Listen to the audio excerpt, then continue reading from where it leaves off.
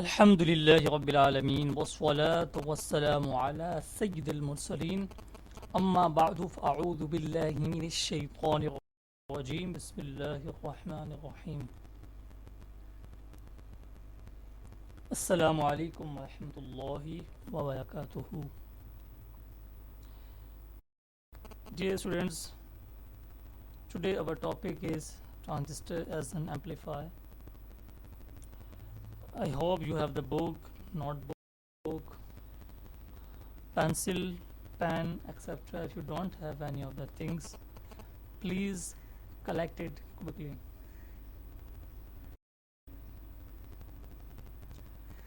Now open unit number 18 of your book. Before starting the lecture, we decided more for increasing our knowledge. तमाम तलबा तमाम ही मदनी मन्ने में साथ मिलकर पढ़िएगा सलातु वस्सलामु अलैका या रसूल अल्लाह व अला आलिका व अस्हाबिका या हबीब अल्लाह रब्बि ज़िदनी इल्मा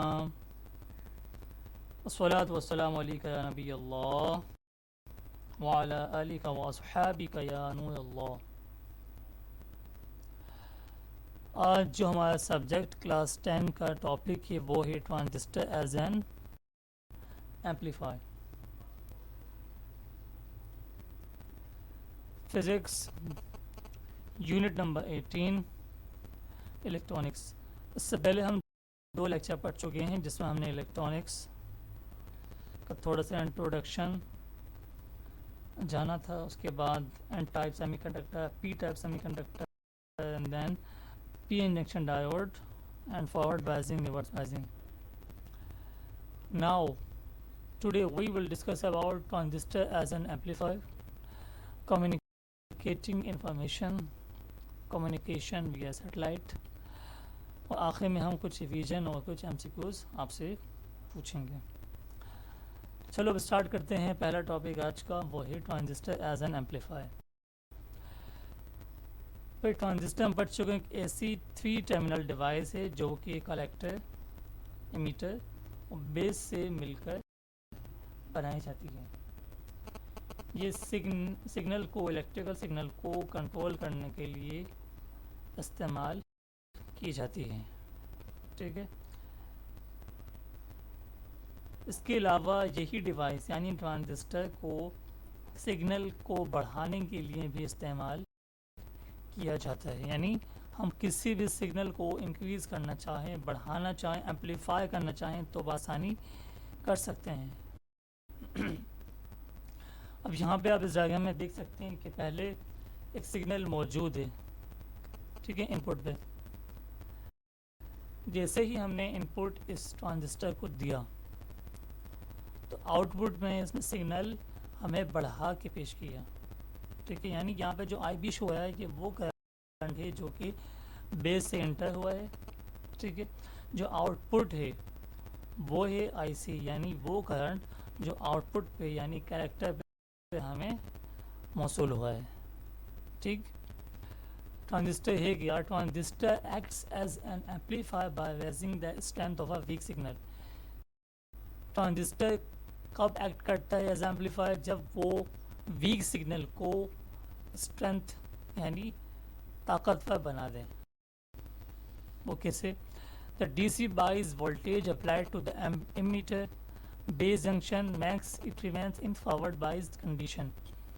ये तमाम के तमाम कौन सी बाइजिंग कहलाती है? फॉरवर्ड बाइजिंग कहलाती है। ठीक है, तभी यहाँ पे जो सिग्नल था, वो जो वीक सिग्नल था उसको हम बढ़ा के एम्पलीफाई कर दिया गया। Thus a small input voltage results in a large output voltage.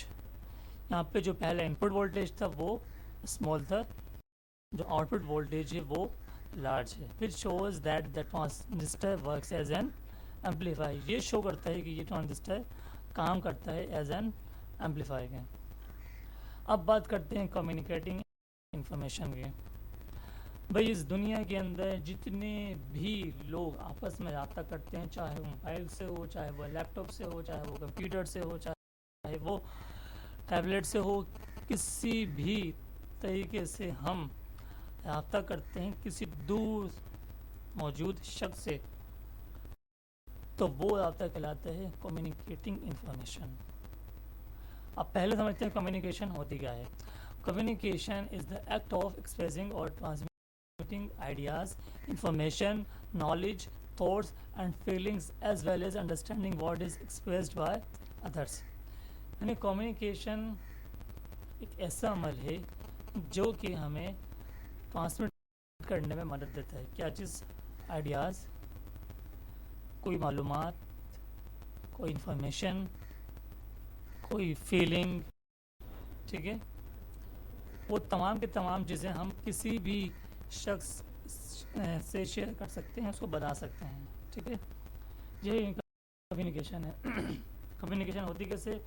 Communication process involves both sending and receiving. जैसे कि एक शख्स ने एक पैगाम दिया, तो उसके रिप्लाई में जो होगा उसका मतलब है इसने रिसीव कर लिया और उसका जवाब दे दिया, ठीक है। The communication process involves both sending and receiving messages and can take many forms. ये मुख्तलिफ फॉर्म्स में हो सकती है। इसको थोड़ा डिटेल में पढ़ लेते हैं कि इंफॉर्मेशन टेक्नोलॉजी या फिर कम्युनिकेटिंग इंफॉर्मेशन होती क्या है। इंफॉर्मेशन एंड कम्युनिकेशन टेक्नोलॉजी, जिसे हम कहते हैं आईसीटी। आजकल उमूमन बच्चे कंप्यूटर ही को आईसीटी कहते हैं, ये भी दुरुस्त है। आईसीटी कहें या फ़कत कंप्यूटर कहें, बात एक ही है। ICT is an extended term for information technology, which stresses the role of unified communication and the integration of telecommunications, telephone lines, and wireless signals, computers, as well as necessary software, its storage, and the audio-visual systems, which enable all users to access, store, transmit, and manipulate information. यानी ICT एक बहुत ही vast field है, बहुत ही बड़ी field है, जिसमें हम data store भी कर लेते हैं, डेटा ट्रांसमिट भी करते हैं, डेटा को या इंफॉर्मेशन को मैनिपुलेट भी कर सकते हैं, ठीक है। जैसे कि आप सब जानते हैं कंप्यूटर के अंदर हम किसी भी चीज़ को सेव कर सकते हैं, चाहे वर्ड फाइल हो, पीडीएफ फाइल हो, कोई फ़ोटो हो, कोई वीडियो हो, ठीक है। हम किसी को भेजना चाहें तो ईमेल कर सकते हैं, व्हाट्सएप कर सकते हैं। आजकल तो बेशुमार सोशल मीडिया मौजूद हैं, हम एक सेकंड के अंदर लाखों लोगों तक अपना पैगाम पहुंचा सकते हैं, ठीक है।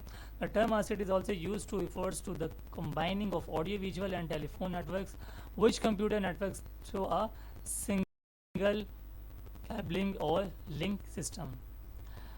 ICT एक बहुत ही बड़ी फील्ड है जो कि मुख्तलिफ जगहों में इस्तेमाल की जाती है, चाहे वो टेलीफोन हो, चाहे मोबाइल हो, चाहे वो कंप्यूटर हो या कंप्यूटर नेटवर्क हो, चाहे वो वायरलेस हो या विदाउट वायरलेस हो या फिर विद वाई हो, तमाम की तमाम चीज़ें आईसीटी में शामिल हो जाती हैं। अब बात करते हैं कम्युनिकेटिंग विया सैटेलाइट। आप सब जानते हैं कि हम अगर मोबाइल का डेटा यूज़ करते हैं या नेट यूज़ करते हैं, केबल नेट यूज़ करते हैं, ठीक है, वाईफाई यूज़ करते हैं, वो तमाम की तमाम चीज़ें एक जगह से दूसरी जगह कैसे जाती हैं, कैसे ट्रांसमिट होती हैं, ठीक। A communication satellite is an artificial satellite that release and amplifies radio telecommunication signals via a transponder। मतलब हम कोई भी चीज़ किसी भी जगह बासानी भेज सकते हैं। अगर आपके घर में नेट मौजूद है, इंटरनेट मौजूद है, तो जैसे आप कोई मैसेज, कोई व्हाट्सएप, कोई ईमेल सेंड करते हैं, तो सबसे पहले ये सैटेलाइट के थ्रू रिसीव करता है, फिर रिसीव करने के बाद जिसको आपने भेजा है उसका डेटा कलेक्ट करने के बाद उसे सेंड करता है। ये स्पीड बहुत ज़्यादा स्पीड से होता है, जितनी आपकी नेट की स्पीड होगी उतनी ज़्यादा आप सेंडिंग और रिसीविंग स्पीड से कर सकेंगे, ठीक। It creates a communication channel between a source transmitter and a receiver at different location on earth. ये तमाम के तमाम चीज़ें सोर्स ट्रांसमीटर और रिसीवर के दरमियान होता है, ठीक है। कम्युनिकेशन चैनल क्या क्रिएट करता है? एक सोर्स क्रिएट करता है जो कि ट्रांसमीटर और रिसीवर के दरमियान में होता है, ठीक है। चाहे वो दुनिया के किसी भी जगह मौजूद हों, बासानी कम्युनिकेट कर सकते हैं with the help of satellite और कम्युनिकेटिंग विया satellite. This allocation of bands minimises the risk of signal interface. ये क्या करता है? ये सिग्नल इंटरफेस के रिस्क को मिनिमाइज कर देता है, कम से कम कर देता है। ठीक है, अब जो हमने इस चैप्टर में जो चीज़ें पढ़ी हैं सीधा सीधा उसको देख लेते हैं। इलेक्ट्रॉनिक्स, सबसे पहले यूनिट लेक्चर में हमने सीखा इलेक्ट्रॉनिक्स क्या होती है, एंटाई मटेरियल क्या होते हैं, पी टाइप सेमीकंडक्टर किसे कहते हैं, पी इंजेक्शन डायोड क्या होता है, ट्रांजिस्टर किसे कहते हैं, कम्युनिकेटिंग इंफॉर्मेशन एंड कम्युनिकेशन, ये सैटेलाइट जो हमने आज सीखी है। थोड़ा सा हम ओवरव्यू कर लेते हैं, रिव्यू कर लेते हैं, रिवाइज कर लेते हैं कि हमने पहले दिन से आज तक क्या क्या चीज़ें सीख ली हैं। Electronics is the branch of science that deals with the study of flow of control of electrons. याद रखें कि बस इलेक्ट्रॉनिक्स एक ऐसी ब्रांच है फिजिक्स की जिसमें हम इलेक्ट्रॉन के फ्लो को कंट्रोल करते हैं।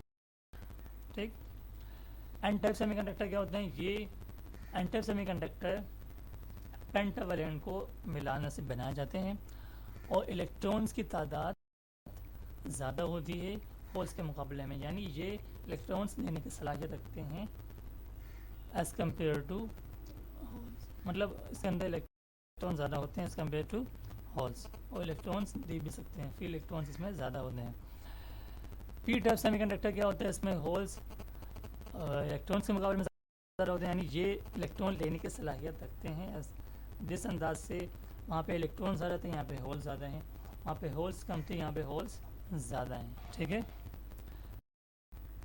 पी इंजेक्शन डायोड क्या होता है, एक ऐसी टू टर्मिनल डिवाइस है जो कि पी टाइप और एन टाइप सेमीकंडक्टर से मिलकर बनती है। करती क्या ये, it controls the flow of electric current in a circuit, ये इलेक्ट्रिक करंट के फ्लो को सर्किट में कंट्रोल करती है। It is the positive side P and the negative N side, यानी दो साइड होती हैं, पॉजिटिव टर्मिनल नेगेटिव टर्मिनल, जो कि आप पहले इससे पहली वाली वीडियो में जान चुके हैं। ट्रांजिस्टर क्या होता है, transistor is a device that regulates current और voltage flow and acts as a switch और gate for electronic signals. Transistor एक ऐसी डिवाइस है जो कि रेगुलेट करती है करंट को या वोल्टेज फ्लो को and acts as a switch और गेट फॉर इलेक्ट्रॉनिक सिग्नल्स, और एक्ट करती है, ऐसा बिहेव करती है जैसे एक स्विच बिहेव करता है, यानी ऑन ऑफ के लिए। ठीक है, ताकि इलेक्ट्रॉनिक सिग्नल्स को इजीली पास या ब्लॉक कर सके।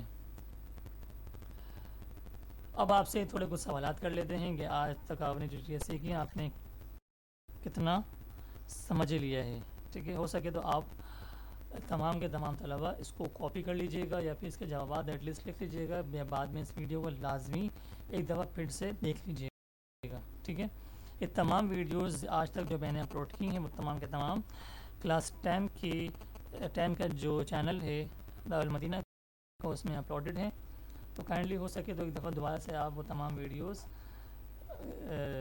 देख लें ताकि आपके जहन में वो तमाम चीज़ें अच्छे अंदाज से बैठ जाएं, क्योंकि आप सबको मालूम है कि अब तमाम के तमाम पेपर्स आपके MCQs बेस होंगे बोर्ड के, तो जितने भी MCQs हैं वो मोस्ट इंपॉर्टेंट है, हो सके नोट कर लें।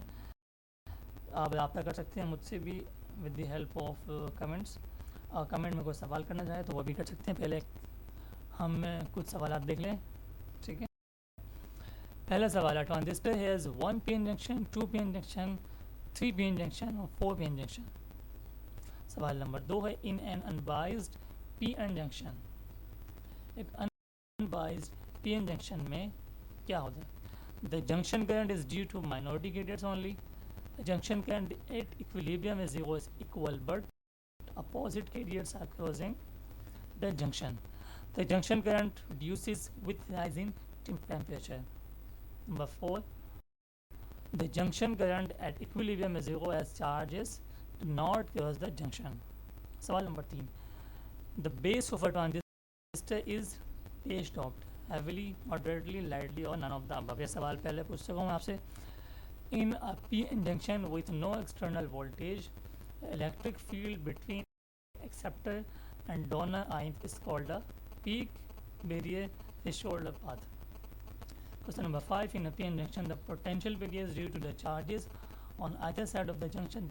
These charges maturity carriers, minority carriers, both A and B, fixed donor and acceptor ions. Question number 6, the capacitance of a reverse bias PN junction. Reverse bias की जो capacitance होती है वो क्या होती है, increase as reverse bias is increased, decreases as reverse bias is increased, increases as reverse bias is decreased, is insignificantly low। ये तमाम के तमाम सवाल आप एक दफ़ा दोबारा पढ़ लीजिएगा। अगर कोई सवाल समझ में ना आए तो आप मुझे कमेंट्स बॉक्स में सवाल कर सकते हैं कि सर मुझे सवाल समझ में नहीं आया, ताकि मैं नेक्स्ट वीडियो में ये तमाम सवालात रिपीट कर सकूं। नेक्स्ट वीडियो में इंशाल्लाह मुलाकात होगी आपसे। नेक्स्ट वीडियो में आपसे टेस्ट लिया जाएगा इंशाल्लाह, वो मुश्तमिल होगा एटलीस्ट 25 MCQs पे। वो तमाम के तमाम MCQs बहुत ज़्यादा इंपॉर्टेंट होंगे। नेक्स्ट वीडियो तक के लिए अपना ख्याल रखिएगा। जज़ाकल्लाहु खैर। अस्सलाम।